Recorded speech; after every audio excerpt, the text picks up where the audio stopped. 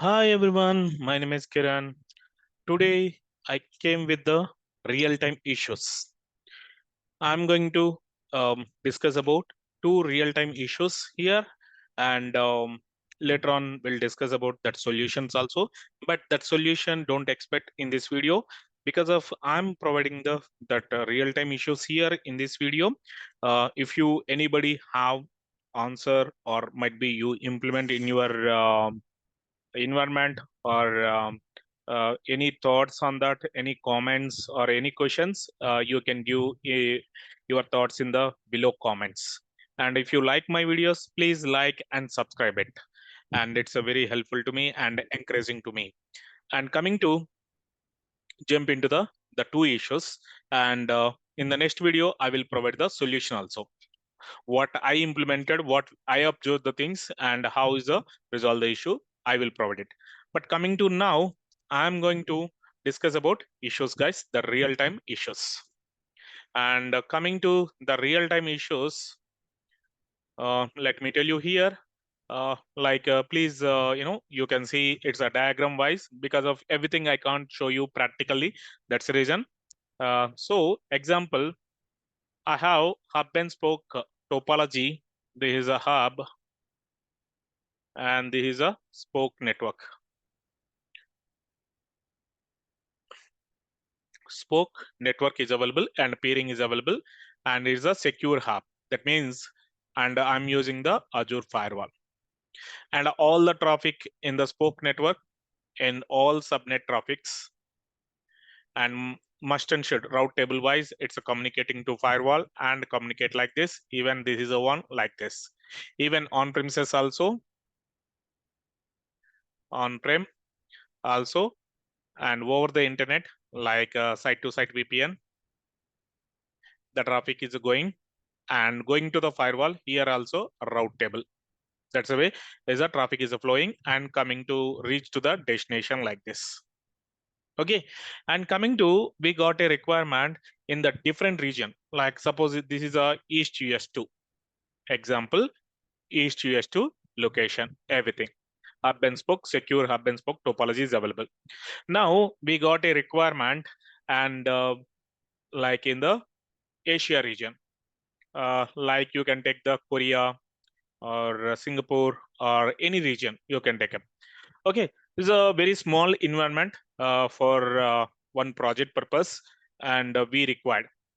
That is also secure. It's important as per design wise. So what is the solution? And it's suppose okay small environment. It's not required more. That's the reason we create a VNet in Asia region. This VNet is integrated with the hub network, East US hub network we integrated. And all the traffic here also in the any subnet traffic should go to the firewall. After that, it's a reach to anything. Even here also via firewall only, it's a reach to here also. Everything is a configure like that. That means route tables and everything. Okay, well and good. Network is a initial network setup is a ready. Coming to based on requirement, we need to deploy the virtual machines. There is a virtual machine, Linux, SUSE Linux is a virtual machine deployed it. SUSE Linux virtual machine deployed it. And after that, hand over to the customer, SUSE Linux VMs, and they try to install the packages or repos and something, but it's not working. And it's saying that not able to communicate to the SUSE Linux license. License not able to getting. What type of image we deployed it? Pay as you go image only. Pay as you go image only we deploy. That means Azure platform itself will provide that license. That means SUSE like company is a provide the cloud and it will try to talk with the that SUSE Linux SMT cloud and accordingly get the license here generally. So that license issue we are getting. Same Linux servers, SUSE Linux servers in used to US2 also we deploy same image, same VM size and everything same. But this one, we are getting the license.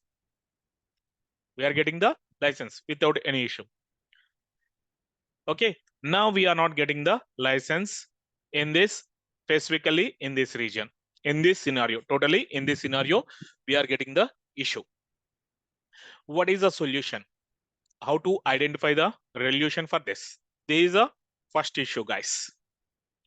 This is a first issue. And coming to next issue, before that, let me remove it totally. Okay. And the second issue, let me tell you, second issue.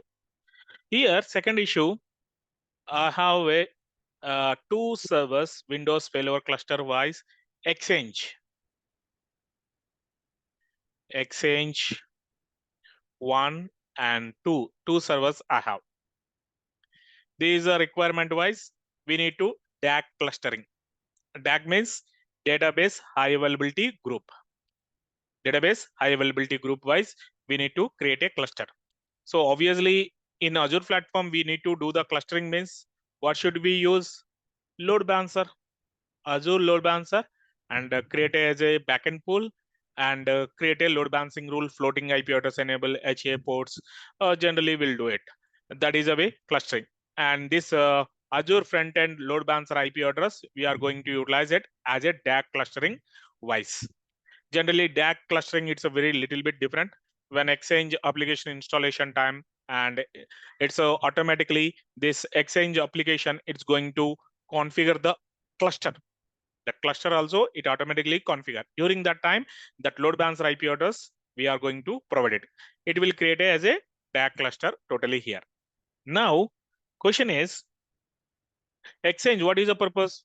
You know, mails. Communication purpose, mails communication purpose. That means, like you want to access these mails, there are different ways. One of the way is a webmail website,